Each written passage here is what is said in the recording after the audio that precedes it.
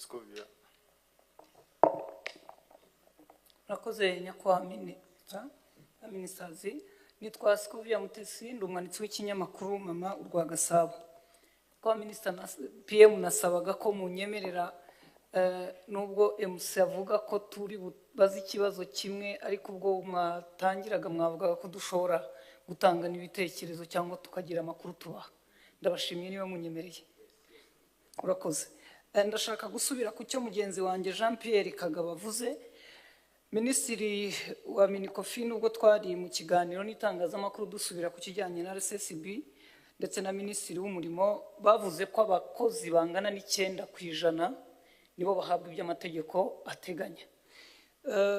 Ibi turabihuza n'imibare nanone yongera kuvugwa ko nibura 2% ari bo leta ihakazi. Waza kureba ihakazi. Waza kureba aba bakozi ubwo arabasigaye nka 6% baturuka hanze. Nyakubahwa dufite ikibazo cy'umurimo mu Rwanda, mu by'ukuri abaturage bari mu kazi bafite ubwoba bw'akazi mu Rwanda. Dufite amategeko yubatse neza ariko yabuze umuntu yubahiriza. Ndatanga urugero. Abashoferi batwara amakamyo ajya mu mahanga no mu gihe cya Covid twari mu nzu bo bari ku kazi. Aba bantu imodoka n'ibyo batwaye biba bifite ubwishingizi ariko ubitwaye ntabwo agira. Kuvuga ngo iyo arwariye mu gihugu yagiyemo bagenzi be nibo bumvikana uko bashobora kumugeza mu Rwanda, ndetse ntatinya no kuvuga ko iyo anagize impanuka gapfa nibo bongera guteranya uko bashobora kuzana umubiri wa nyakwigendera aho yaguye bakaba ari nabo bamushingura. Ibi nanone birasubira kuri bwa bwoba bw'umurimo. Nanone dusubira kureba uko leta ireberera abantu 9% bari mu kazi. Ibi biragaruka nyakubahwa bikagaruka ku bakozi bari mu nganda, ntibagira ubwishingizi, bari mu nganda zifite ibyago byinshi bitewe n'ibyo bakora. Mu by'ukuri umurimo urugarijwe kuko banavuga ko badashobora kubona uwo babwira ikibazo bagize. Rimwe na rimwe iyo bakitangaje umukoresha aramwirukana kuko yamwirukanye nta ngaruka agira. Ibi birakomeza bikagera no kushinzwe umutekano w'abasekirite tubona ku bipangu no ku makampani. Ntibagira amasezerano y'akazi, ntibagira ubwishingizi. Kugeza ubu tuvugana bagiye kujya mu minsi mikuru zimwe muri kampani zimaze amezi 4 zitabahemba. Nyakubahwa abashoferi batwara abagenzi mu Rwanda ntibagira ubwishingizi bamwe muri bo cyangwa se iby'umukozi ahabwa. Ibi rero bigatuma umurimo mu Rwanda twavuga ngo urugarijwe. Muraza kudufasha kugira icyo mubivugaho ariko ntabura no kubaza ngo twaherutse hari itegeko rishyiraho ry'umushahara ariko ibwiriza nkuko batubwiraga bavuga ngo turitegereje mu biro bya Minisitiri w'Intebe. Nyakubahwa amaso turacyahanze kuri iyi nzu abaturage benshi. Iyo ni ibwiriza umushahara fatizo. Itegeko ry'umushahara rirahari ariko ufatizo iteka niryo ryabuze. Imyaka ibaye 43 tukiri ku mushahara fatizo w'igiceri cy'ijana. Uyu munsi kidashobora kugira ikintu na kimwe kigura. Reka noneho ngaruke ku buhinzi. Ku kijyanye n'ubuhinzi nyakubahwa PM abaturage barahinga bakeza, igihembwe gikurikiyeho bagasonza. Hari ikibazo giteye gitya rero, ibyeze ntibifite isoko, ibyabonye isoko biragurwa ku giciro gito kuko abaturage bafite ubwoba niba bigumana ntabwo babona aho babibika, nta buhunikiro tugira. Ibyo byose rero ni ibibazo byugarije abaturage. Ubuhinzi n'umurimo nibihurira hamwe turaza. Ubwo nabagitifu butugara ushize wambwiraga ko nabo murimo mubatekerezaho. Nyakubahwa baracyategereje ko umushahara wo muwibuka. Mu ntara baracyahembwa 74,000. Ndabashimiye. Murakoze cyane nyakubahwa Minisitiri w'Intebe. Nanjye ikibazo mfite kiragaruka kuri gahunda NST1 irangiye. Nibyo hari byinshi byagezeho byo gushima ariko iyo musubije amaso inyuma nkamwe nihe musanga hari bitaragenze neza muvuga ngo wenda twari gukora neza kurushaho. Ikindi kibazo ni ikijyanye n'abayobozi bamaze iminsi begura. Twabibonye cyane mu ntara y'Iburengerazuba. Iyo bavuga ko beguye kubera impamvu zabo bwite. Mu by'ukuri mwatubwira ko ari iki cyabaye? Ese ibintu nishobora kuzarangira abayobozi bagira ubwoba bwo gutanga umusanzu wabo mu nzego z'ibanze? Murakoze cyane. ngira ngo ni byiza ko actually byinshi no mushingiye bitameze nka hari ibibazo nyabibazo mu kugerageza kudukebura. Ngira ngo no kusa n'abatubwira ibyaba byari bagiranye kandi ibyo nabibemere ko ari byiza kuko hano turavuga nubwo buri wese afite umwuga we, uri umunyamakuru, uri umuhinzi mworozi, uri umushoramari, ariko twe tuba tuvugira u Rwanda n'igihugu cyacu. Ngarutse rero kubiyo Kagabo yabajije, yavuze ati ibintu bitatu by'ingenzi mwumva, yavuze ati ni honeymoon, kandi ariko nongeye isubira avuga ati ariko manza muri guverinoma nta honeymoon ntayibamo n'ibyo. Iyo dutangiye akazi kaba gatangiye ahubwo kaba gashyushye, kubera ko tuba dushaka gutangirana imbaraga nyinshi cyane, niko tubigenza buri gihe, mwana nabibonye. Ibintu bitatu by'ingenzi mu by'ukuri birashingira ku bintu ahubwo bibiri, reka ryo mvuga. Dukeneye gukomeza kugira ubukungu buhagaze neza. Mwabonye ko mu myaka 15 ishize ubukungu bwacu bwagize icyo nakwita growth, gukura kwabwo mu average mu impuzandengo nibura ya 7%. Uwo mubare ntabwo ari umubare mutoya, umubare munini cyane mu gihugu cyacu tuzocyari kivuye. Ndetse no twakoraga projection, tugakora ireba kure ry'imibare duteganya, twabati mubare tubona bizaba 6, ariko nk'uwo mwaka tugatungwa neza bikaba nk'8. So nuvuga ngo abanyarwanda, ibyo ntabwo ari leta ibikora byonyine, n'abanyarwanda twese.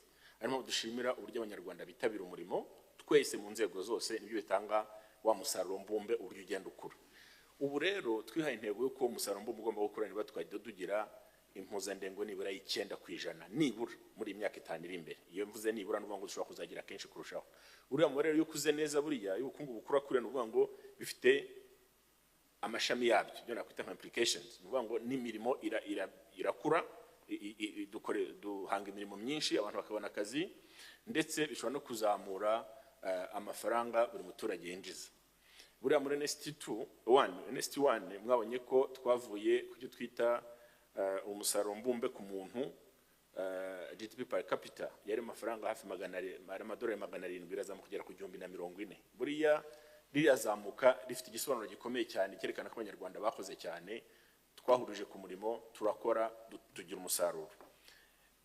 Iyo mpuzandengo y'ikora ry'ubukungu ni umubare twitaho cyane, dushaka ko buri sector zose, buri nzego z'ubukungu zikora neza kugira ngo umubare tuzawugeraho. Nitugeraho rero, icyo tugamije cya kabiri kizava kuri icyo nuko turashaka kugabanya ubushomeri, gutanga imirimo myinshi.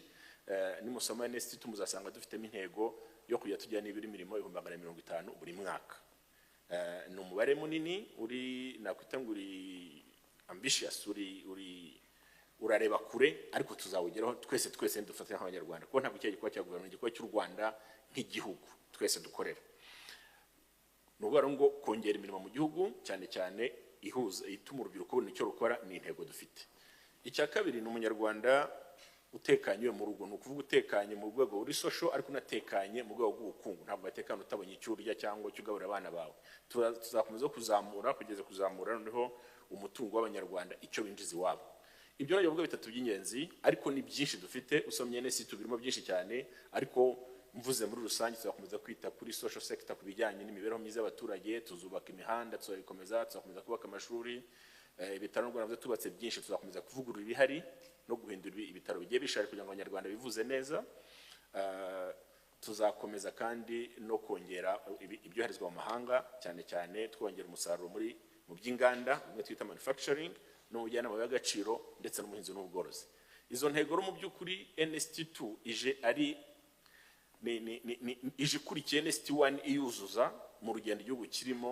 Rumwe muzi twe tuvuga ko muri 2035 tuzaba turi mu byo bita upper middle income country, noneho muri 2050 tukaba twabaye igihugu gifite umusaruro uhagije. Mu by'ukuri nizo ntego dukomeza muri iyo vision. Hanyuma rero ikindi yabazaga ikibazo ikiyaga cyo mu mujyi. Mu by'ukuri gutunganya umujyi wa Kigali ugizwe n'imisozi n'ibishanga. Icyo twemeje no gutunganya igishanga cy'umujyi wa Kigali. Ngira amaze iminsi mbona amamashini azenguruka akora muri iki gishanga. Kubyita ngo ni ikiyaga, ngira ngo nyine yari imvugo nziza, ariko ntabwo ari ikiyaga gusa. Hazaba hari uburyo batuzamanaginga amazi y'umujyi wa Kigali, gukora na beautification, ubwiza bahajyanye, biti bizaterwa, uburyo amazi azatunganywa. So nagira ngo n'ubyo ko nta munyenge hari umushinga wo ubungubu uratangiye. Ubungubu akazi karimo, kandi twizeye ko kazarangira umujyi no gahindura isura ugasa neza cyane. Hari ikibazo cya pension yari yabanjeho, ntabwo ari cyo ngena hereho icya pension. Nagira ngo wenda mbone no kubivuga neza abanyarwanda babyumve, kuko turakorera abanyarwanda twese. Turi muri gahunda nyine twise umuturage ku isonga. Iyo ufite umuturage ku isonga, buriya unareba uko azabaho kuva avutse kugeza ashaje nyine avuye atakiri mu buzima. Umunyarwanda umureberera kuva avutse kugeza ashaje.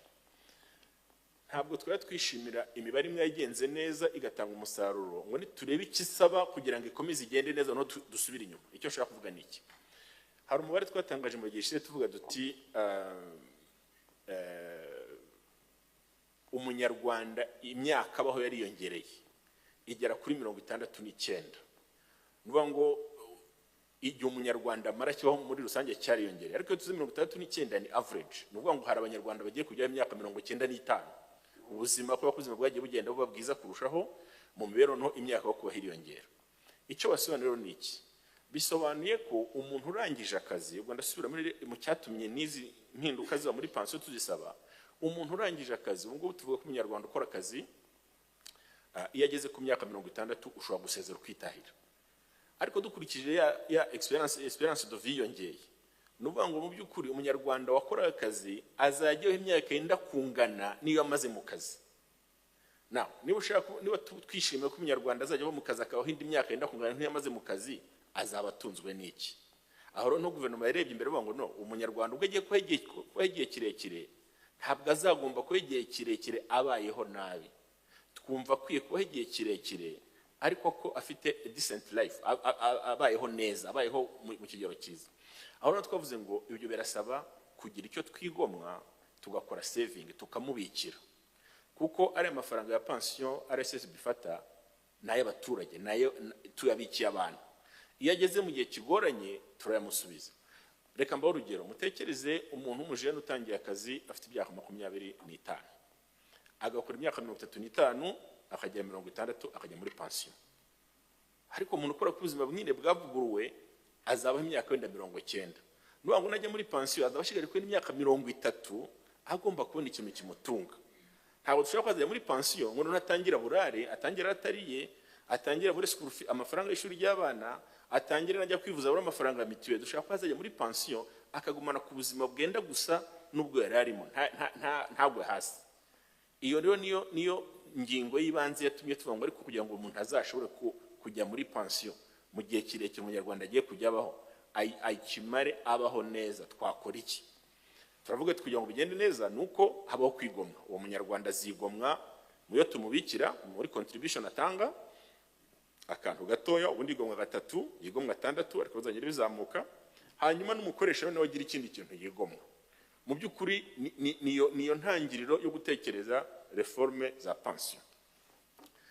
Ibyo rero ni ibintu byumvikana, ntabwo dushaka umunyarwanda ubaho nabi, dushaka umunyarwanda ubaho neza witeganyirije.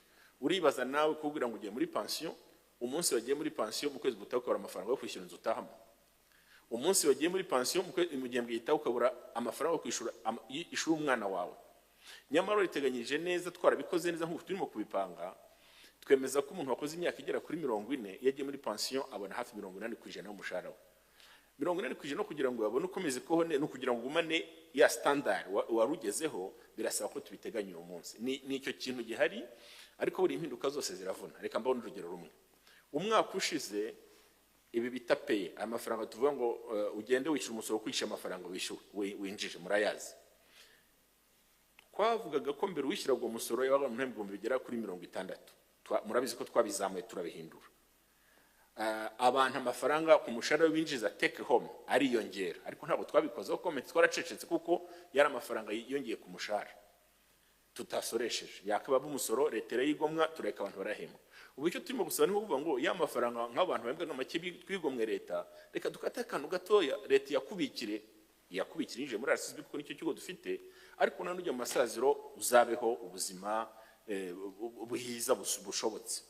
Nicyo rero ku buryo imibare yaratanzwe iragaragara, ndetse umubare w'ingenzi nabwira nk'uko ikigo cyacu cy'ubwishingizi amafaranga cyabikiraga abantu cyahembaga abantu ku kwezi agera kuri nka miliyari ku mwaka yo kuri miliyari 60, aziyongera hafi 20% kugira ngo banazamurire abarafite pension ntoya. Ndetse byaratangiye nabyo no kwenda abanyamakuru mutabiganiriye, ariko mu mwaka wa 2018 buriya abarafite pension ntoya barongereye. Muzi ko icyo gihe base niba barayita base umupensione wahembwa amakembwe 5200, ana amafaranga twabona atatu mu muntu rwose abaho. RSSB yawe nkiya kuba kabiri irazamura 1013, nabwo tukumva ari make. muri izi reforme rero ni ukugira ngo hazabone kuba twareba uburyo abantu bazongererwa imibare izakorwa mu gihe kizaba gikwiriye byitondewe. Nagira ngo rwose nongere nsobanure ko iki cyemezo ntabwo ari icyemezo cya RSSB. RSSB ni bandi twita ni ikigo gishinzwe implementation, ni icyemezo cya guverinoma y'u Rwanda, ni icyemezo cya cabinet ireberera abaturage kuva aho umuturage avutse kugeza yasazi, twibaza ngo umunyarwanda azabaho ati.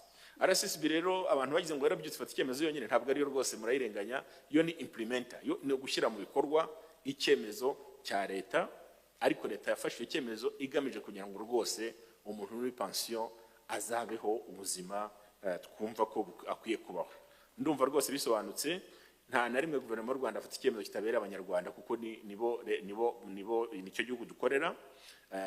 Byaratekerejwe twumva mu utari munini cyane, turasaba abantu bose kwihangana bakumva ko nta mvune irimo.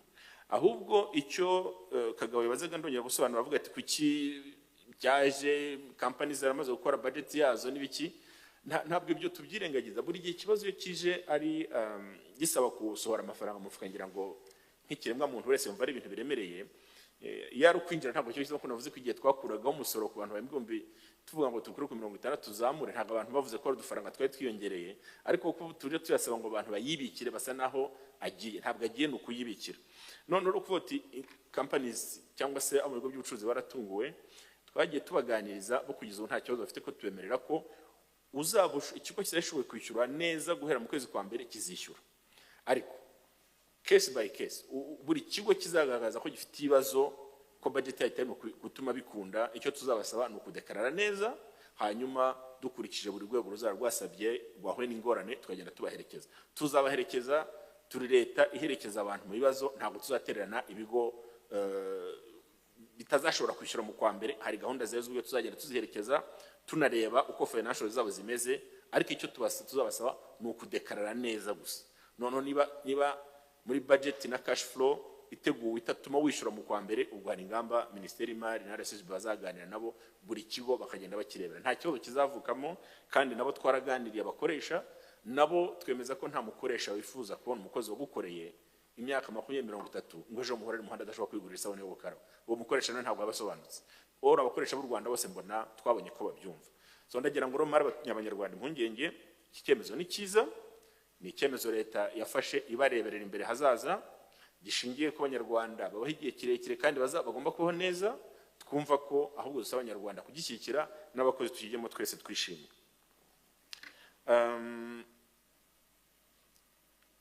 Hanyuma ikindi cyabajijwe na mugenzi wacu wakurikiye avuga ikibazo cy'umuceri n'ingamba zirambye. Ikibazo cy'umuceri cyavutse, twe turi muri gahunda yo kuvuga ngo tureke business zikorwa, abacuruzi bacuruze, abantu bahinge, borore, basarure, bagurishe. Leta buri yizamo kugura iyo havutse ikibazo. Ntabwo intervention ya leta mu muceri izahora, ntabwo tuzakora tubango ni leta ngo tubwira ahinze umuceri ngo muzayamwe umuceri leta ugure. Ntabwo iyo ngambi hari. Ntabwo ahinze umuceri bazumva ko bahingira kuvuga ngo nahinze narunze tona hano leta izazigura. Oya, leta niyo korohereza ishoramari. Umuhinzi w'umuceri kimwe n'umuhinzi w'ibishyimbo n'uw'ibirayi, kimwe n'umworozi w'amatungo n'inka, afite uko yorora agasarura akagurisha. Ariko yavutsemo ikibazo gikomeye, tubona umuhinzi yavunitse cyangwa umworozi, niho leta ishyiramo intervention ikavuga ariko nanone aba n'abanyarwanda, reka turi icyo tubafasha. Bisobanuye ko ibyo twakoze mu muceri, igihe havutse ikibazo cy'abantu bafite imiceri za Gatsibo, za Rusizi n'ahandi yabuze isoko, nibwo twavuze ngo leta aho kugira ngo umuceri ubore cyangwa upfa ubusa, reka tuwugure tuwugaburira abanyeshuri, tuwushyira mu byo twita school feeding program. Ariko nk'ubu season irimo hagati nirangira, ntabwo tuva ko leta izajya kugura umuceri wawe. Umuceri uzajya mu bucuruzi uko bisanzwe, abantu barangure, bagure, bagurishe, ariko leta iba watching, ibireba icyo kibazo kiri mu muceri, nk'uko cyaba no mu birayi, nk'uko cyaba no mu bishyimbo, nk'uko cyaba no mu mata. Mwanye niba acuruza amata bagize ikibazo, nabwo leta hari ukuntu ijyamo ikavuga iti twafashe iki abanyarwanda bacu kugira ngo amata adapfuza.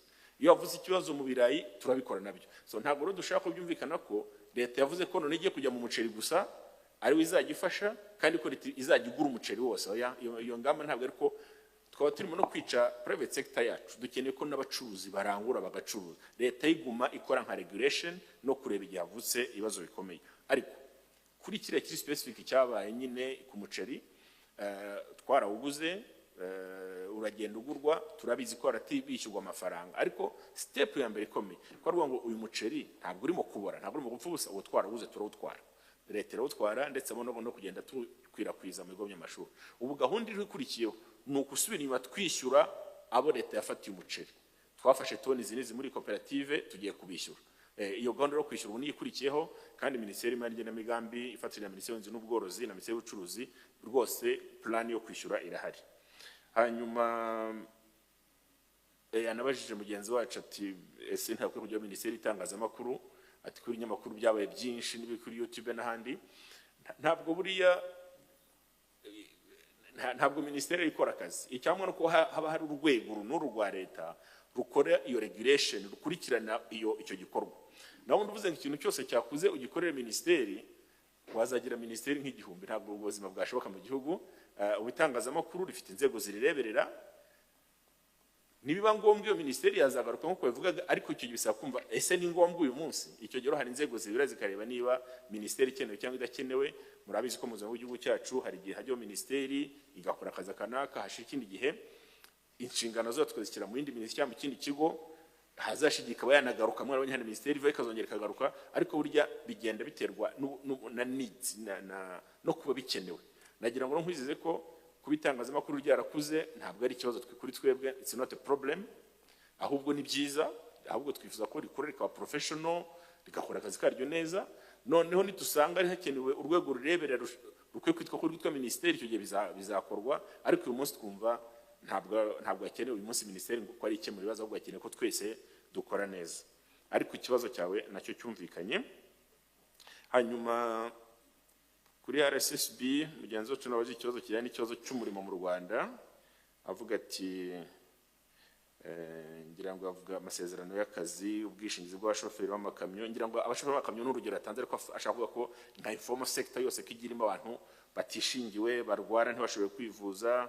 Avugamo abakozi bo mu nganda, avuga abashoferi b'amakamyo. Iki kibazo cyo ngira ngo twese turacyumva. Umushoferi w'ikamyo yagiye Dar es Salaam akarwara mu nzira, atahate yarwaye yivuza gute. Ubwo ariko n'umutwe navuga ngo ni cya kintu twita informal sector yose. N'umushoferi n'umumotari w'ikigali ngo nameze uko, n'umushoferi wa bisi ijya Muhanga cyangwa ijya Rubavu nabwo nuko.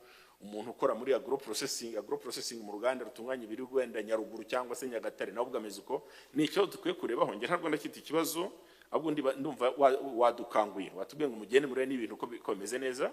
Reka nemeze ko tugiye kongera tubyigena, turebe uko twakorana n'abantu muri izo sectors, turebe ese bari abantu bagira ubwishingizi, niba bugira n'ubuhe bwishingizi. Ese niba afite gusa mituweli akarwara ageze mu Mombasa yivuza ati. So nge navuga ngo we take note, ndakitu cyandike, tugenda abantu barebye nuko kuko ntabwo twaba turi igihugu twumva ko umushoferi wacu uvuye hano akagera mu Mombasa akarwara yakwerekana ka mituweli bataka ntabwo bakora mu gihugu kindi. So reka tugende tubirebeho, twige iyo dossier, ariko ni byiza ko muba mubi tubwiye kugira ngo n'inzego zihari zose zibyumve igikorwa. Hanyuma yavuze ati amasezerano y'akazi ati umurimo rugarijwe. Ndagira ngo mbere nkumenyeye ntabwo umurimo wugarijwe, harimo issues, harimo ibibazo, ariko ntabwo twaba turi utemera ko umurimo ugeraho wugarizwa. Uko umurimo wugarijwe ngo uri muri danger ikomeye, ntabwo twatuma igihugu bigera aho ngaho. Gusa utubazo tugiye turimo tugenda tudukemura. Mwumva ko hari ikigo cy'amakoperative turwana gufixa ibibazo bivuka mu makoperative, uburyo bakoresha abantu, uburyo bishyura.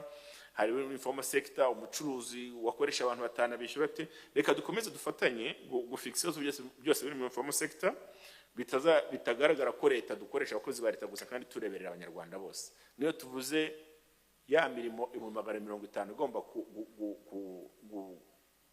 kuba created, gushyirwaho mu gihugu, ntabwo tuvuga ko ari government izarukwita abantu 150. Ni igihugu cyose harimo na private sector tugenda facilitatinga gutanga imirimo. Ariko wa mugani ni byiza ko uko dutanga imirimo tunarebe ko ikorwa, niba bayikora bafite conditions zituma bakora ibyo bagomba gukora. Rwose icyo we take note.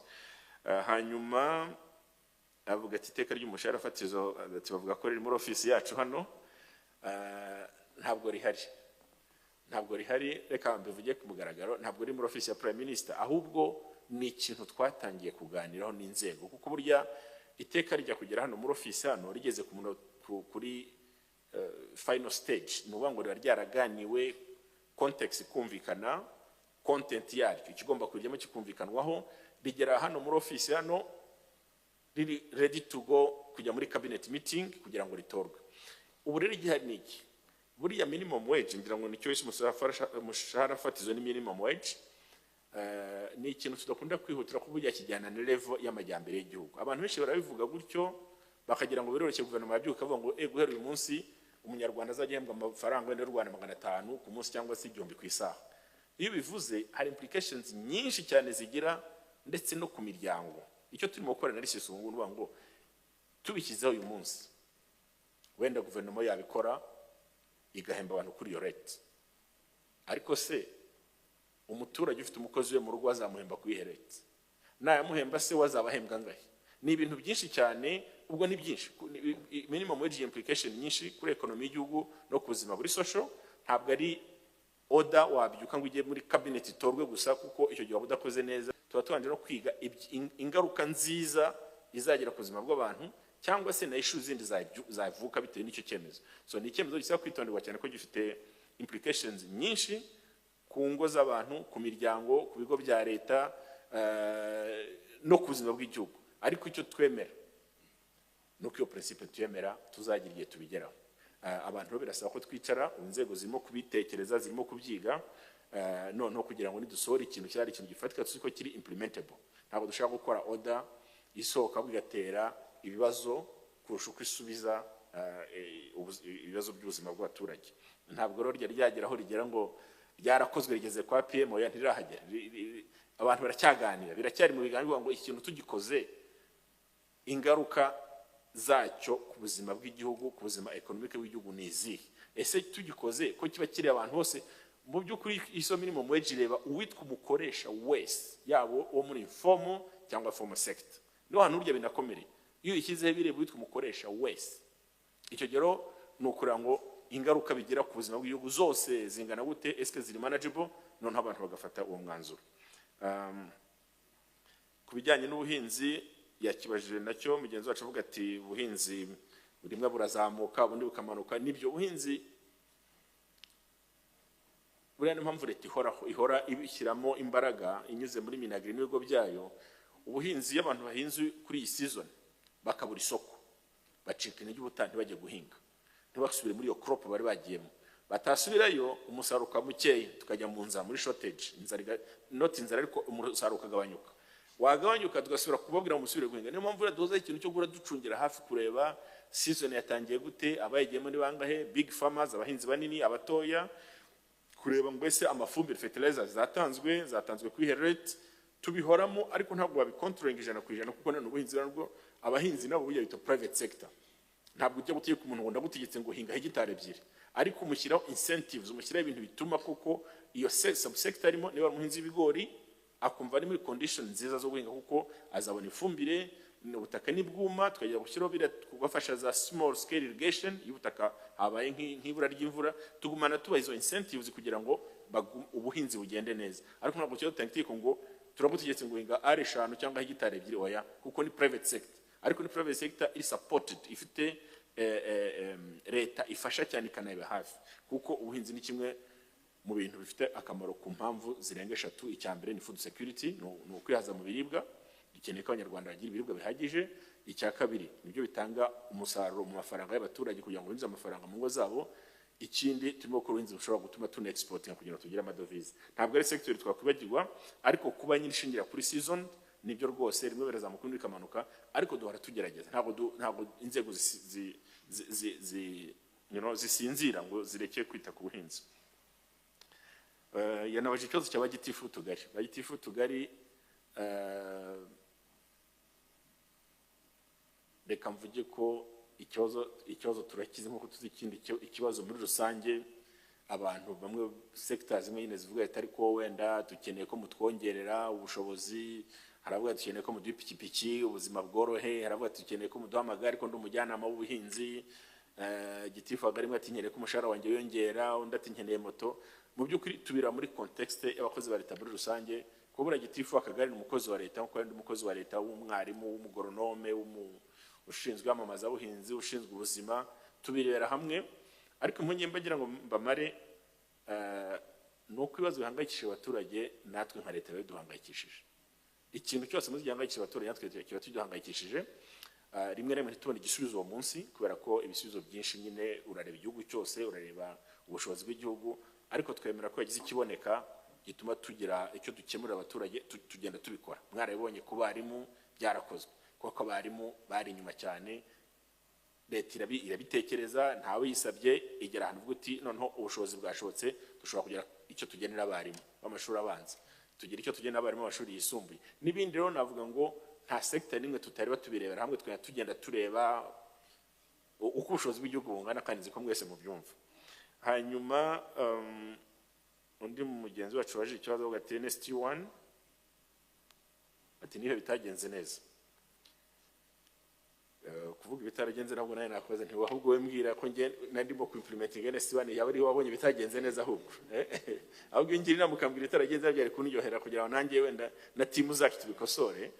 Nge nakubwira ko muri rusange NST1 yagenze neza, twayishoboye kuyirangiza dushoboye gukora ibintu bigize kuri 90%, birenga 90% ibyo twari twiyemeje. Yagenze neza, ariko yagize ikibazo kimwe cyuko ni programu yahuye n'igihe cya Covid. Mu by'ukuri mu myaka 7 NST1 yagomba kumara harimo 2 n'igice kugera kuri 3, ntabwo nabangwa dupfira ubusa, ariko yabaye affected na Covid cyane. Mwibuka dufungura tureba inganda zikora izidakora. Buriya iyo Covid itaza NST1 ntabwo twari kurenga 100%, twari kwa achieving ibirenze n'ibyo twari twarapanze, ariko Covid buriya tuyitinze cyane, ariko nta kundi cyari icyorezo cyari bagisi. Ariko NST1 rwose n'abakomeye rusange yagenze neza. Niyo nabwira ngo mu bijyanye na macroeconomic indicators inyinshi zirivugira zimeze neza, growth twarakuze cyane, twagize izamuka ry'ubukungu ndetse ryari imbere y'ibihugu byinshi bya Afurika. Wajya mu bijyanye n'amajyambere, infrastructure, imihanda yarakoze ibirometero birenga 2600 mu gihugu hose ya kaburimbo. NST1 twubatse ibitaro birenga 5, NST1 twubatse amashuri ibyumba by'amashuri birenga 22, NST1 hubatswemo poste de santé. Mu by'ukuri NST1 yagenze neza. Ibindi ni bijyanye n'uko tuba dukora muri context y'isi yose. Iyo bavuze ngo hava ifumbire mu buhinzi, havutse ibibazo, izazitinze, turihangana ariko tuba twakoze icyo tugomba gukora.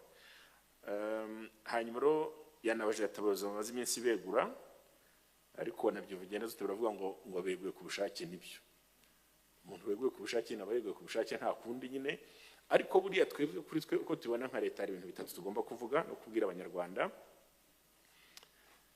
Icya mbere, nge numva ko umuyobozi yagera igihe yegura ku bushake, nge binyereka ko imyumvire y'abanyarwanda yateye imbere cyane, kuko nuvuga ngo wari uzi target wagomba kugeraho, wari uzi igomba bw'abaturage, wari uzi ko umuturage ku isonga, ugera ahantu umva ko utabishoboye uravuga uti nge rwose mumbabarire nigendere, ndeguye ku bushake. Iyo ni indicator nziza yaberekana ko tugeze ahantu heza. Umuntu akora akazi kakunanira ukibizwa uti rwose ngenda basezeye.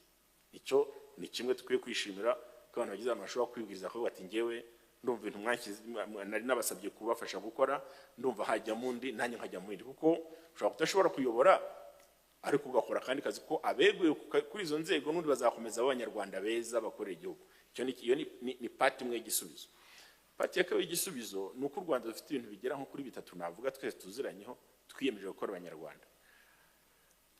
Hari icyo cyo kuba tuvuga duti ni umuturage ku isonga, twese dukorera abaturage. Icya kabiri, hari ukuba twese dushaka ko ubumwe bw'abanyarwanda budahungabana, abanyarwanda bagora barikorera hamwe nk'umunyarwanda umwe. Icya gatatu ni service delivery. Ese abanyarwanda dushyira ku isonga turabakorera, yaje kwaka icyangombwa, yaje kwaka service umuhera igihe. Ni ukuvuga rero hari n'abigura ko bumvishe pressure yuko ibyo basabwa gukora bibarenze, akibwiza akigendera. Ariko icyo navuga, ntabwo kwegura ari icyorezo. Twebwe icyo dushaka nicyo kintu, turashaka ko abantu tuyobora twubaza ibintu 3: gahunda y'umunyarwanda umwe, ubumwe bw'abanyarwanda, unité nationale. Icya kabiri, service zigatangwa neza ku muturage wese cyo kuyaka. Niba umuturage aje kwaka icyangombwa, niba aje kwitabaza nk'umuyobozi ukamufasha neza, service nziza. Hanyuma ikindi, ukumva ko naho uyobora iterambere ririmo kuza koko. Iyo ahantu hatazi iterambere nabwo haba n'ikindi kibazo. Mu by'ukuri n'ibyo bintu 3 bishobora gutuma umuntu yegura. yakumva koko atarimo kwacivinga ibyaho gatereka ngewe mve mu kazi, ariko ntabwo ari icyorezo, muhumure. Iyo ikiza, u Rwanda ni igihugu cyiza, iyo yeguye ajya mu yindi mirimo yumviwe n'ibyo ashoboye, kandi ntabwo ari ubwa mbere abantu bakoze akazi byagorana bakegura, iyo beguye bajya mu bindi ubuzima bugakomeza, kandi numva n'abanyarwanda babyumva neza. Ndumva ari ibyo nagerageza kuvuga. Murakoze, reka duhindure. Murakoze nyakubahwa Minisitiri w'Intebe, nitwa Daniel Hakizimana Ngwara